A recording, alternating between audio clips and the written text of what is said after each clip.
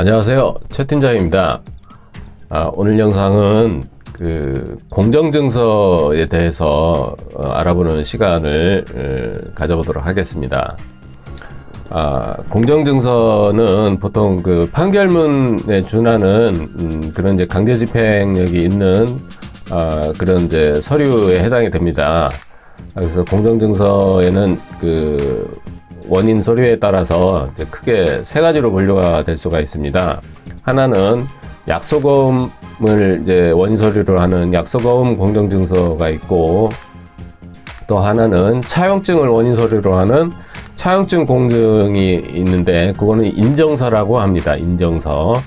그 다음에 이제 마지막으로 하나는 금전 소비대차 계약이라는 원인 서류를 해서 하는 약소거음 금전 소비대차 계약 공정증서가 있습니다. 그래서 오늘 이 시간은 금전 소비대차 계약이라는 공정증서에 대해서 한번 더 자세하게 알아보도록 하겠습니다.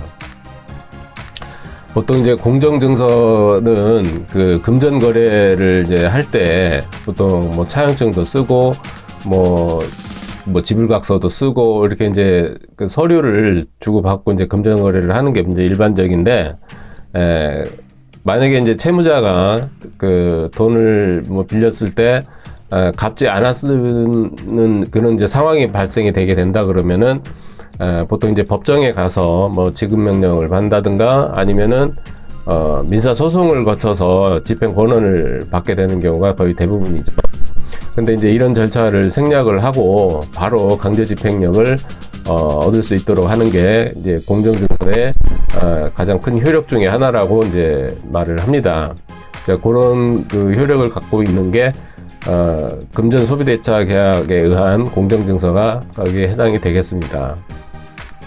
그랬는데 공정증서가 이제 문제가 되는 게 뭐냐면은, 물론 금전 소비대차 계약에 의한 공정증서는 재판을 거치지 않고 바로 강제 집행을 채무자의 재산이나 적극적인 재산이 만약에 있다 그러면은 강제 집행을 할 수 있는 그런 효력은 있습니다. 근데 문제는 뭐냐면은 채무자의 재산이 없다라는 데 문제가 있는 거예요, 결국에는. 그래서 결국에는 이 공정증서가 휴지 조각으로 전락을 한다는데 그게 문제가 있는 겁니다. 저희가 실무에서 보면은 공정증서가 거의 회수가 안 되는 이유 중에 하나가 채무자가 변제 자력이 없는 데 있습니다. 그거는 최초에 금전거래를 할 경우에 공정증서를 작성할 당시에 채권자가 채무자의 변제 자력을 고려치 않고 공정증서만 작성을 하면 나중에 변제받는데 아무런 문제가 없겠다라고 그냥 단순히 판단하고 공정증서를 작성을 하기 때문에 그런 문제가 발생이 되는 겁니다. 잘 모르기 때문에 그렇습니다.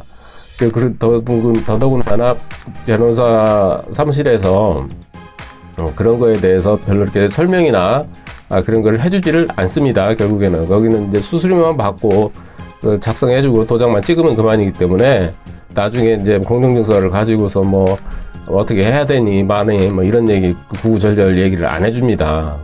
그런 사람들이 그런 얘기 해줄 의무도 없는 거고요. 근데 이제 저희가 실무에서 이렇게 보면은 공정증서를 결국에는 작성을 한다는 것 자체가 물론 사연이 여러 가지가 있을 수가 있겠죠.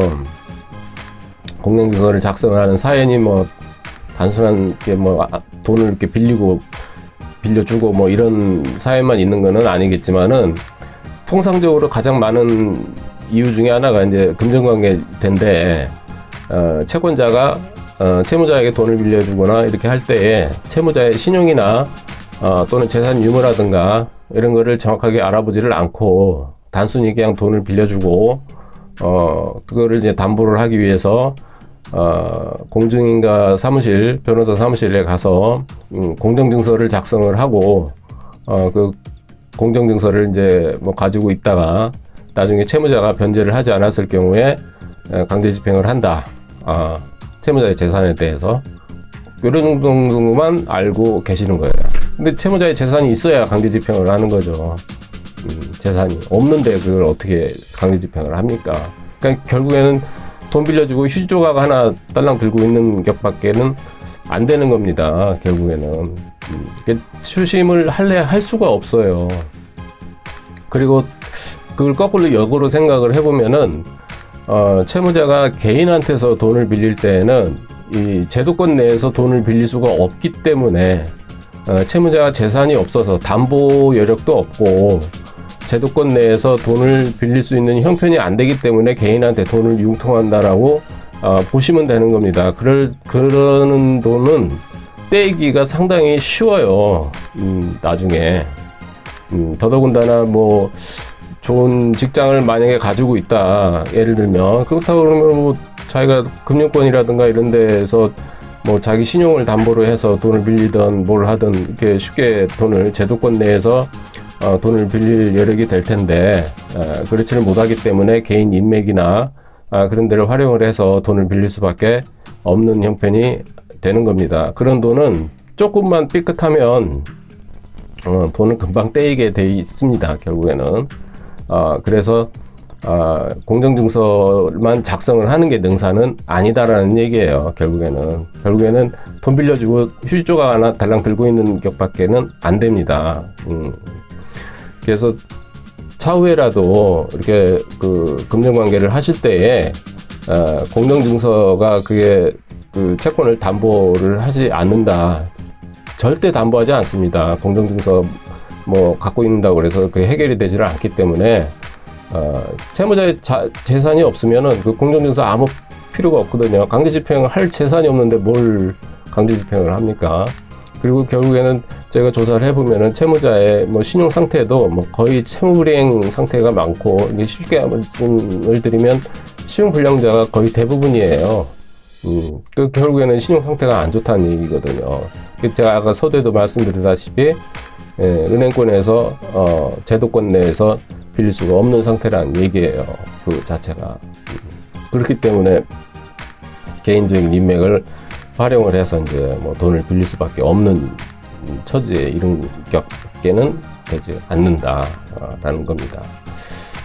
그래서 오늘은 공정증서를 이제 작성을 할 경우에 실질적으로 뭐 강제집행력은 있지만 실질적으로 그거를 활용을 해서 회수로 연결이 좀 돼야 되는데 실무는 그렇지가 않다. 실질적으로 채무자의 변제 자력이 없는 경우가 거의 대부분이다 보니까 그 회수로 연결이 되지 않고 그냥 휴지적으로 잘 나가는 경우가 상당히 많기 때문에 공정증서 작성하실 때에 다시 한번 생각을 해보시고 채무자가 변제 자력이 있는지 어느 정도 감당할 수 있는 조건이 되는지 이거를 신중하게 판단하시라라는 차원에서 오늘 영상을 준비를 해봤습니다. 자, 이상 최 팀장이었습니다. 감사합니다.